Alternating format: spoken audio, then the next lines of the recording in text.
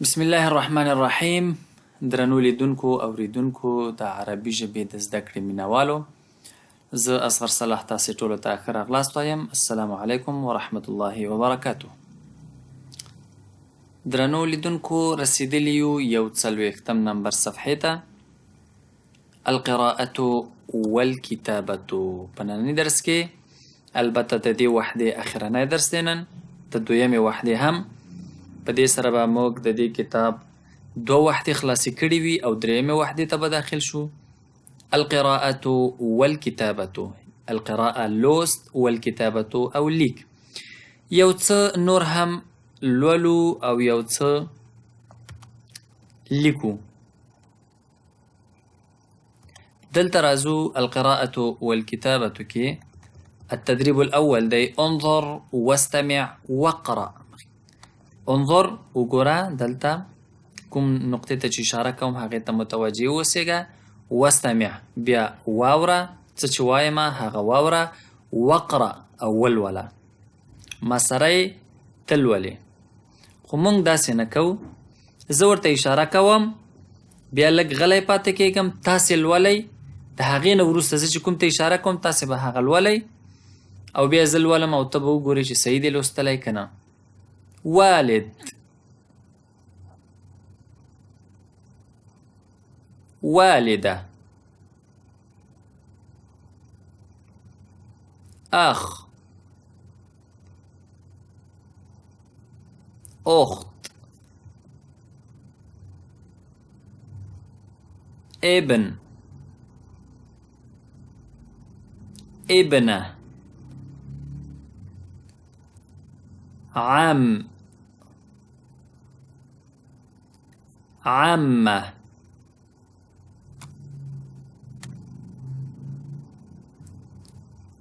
جد، جدة، شجرة، أسرة. زه اوس زر ورته اشاره کوم، لولم یې، تاسې ځان سره معنا کوئ، البته لږ سپیډ کې. والد پلار، والده مور، اخ ورور، اخت خور، ابن زوی، ابنه لور، عم تره یا کاکا، عمه ترور، جد نیکه، جده نیا، شجره ونه، أسرة فاميل كوراني. التدريب الثاني صل بين الكلمتين المتماثلتين. هغه 2 کلمې چې یو رقم وي، یو شان وي، هغې نه به دې بل ته خط تیر کوي. یقرأو، دلته به یقرأو پیدا کوي. أسرة یا أسرة، دلته به أسرة پیدا کوي. کومه دی؟ دا دی. مسجد، دینه به یو خط داسې کش کو کوم ځای ته، دا دی مسجد. راځو 42 نمبر صفحې ته انتقالیږو. الوحدة الثانية، الدرس الثاني عشر، التدريب الثالث انظر واستمع واقرأ. انظر واستمع واقرأ. زه یې لولم، بیا تاسې ویډیو سټاپ کوئ، بیا یې تاسې هم تکراروئ، لولئ چې څنګه یې لولئ. هذا عمه أحمد هو مهندس، معناه هم ځان سره کوئ. عثمان في المسجد يقرأ القرآن.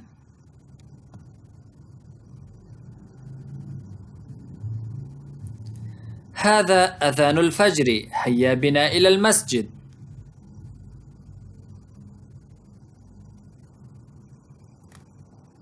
فاطمة في الغرفة تصلي.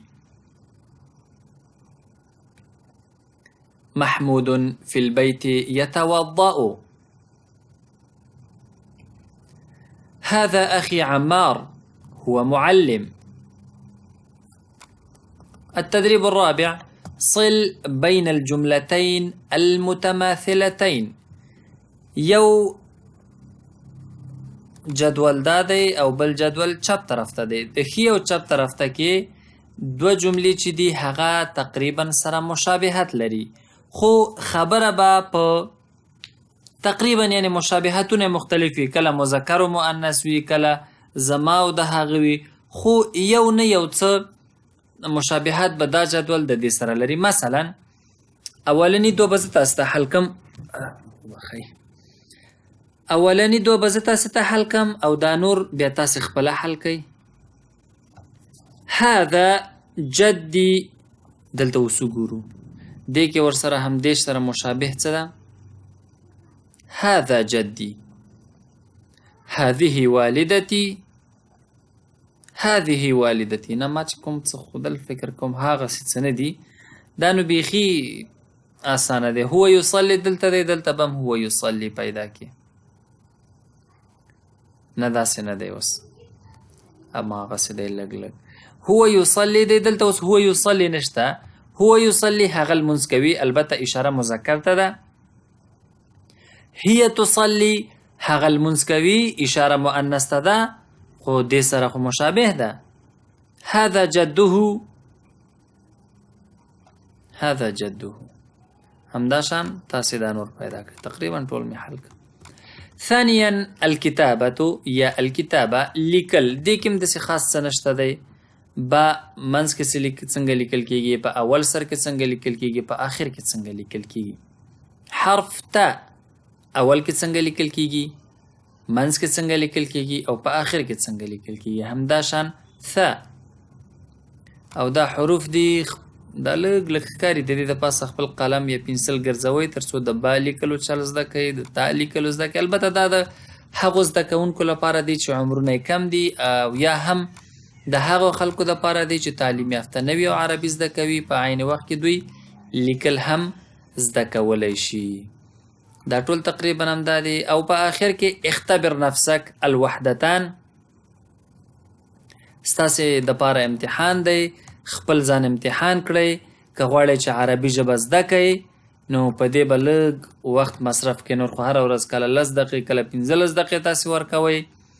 نو دا الوحدتان تاسې حل کړئ در سره د دواړو وحدو، د الوحدة الاولى او الوحدة الثانیه، د دواړو وحدو اختبار دی، امتحان دی، تاسې به یې حل کړئ.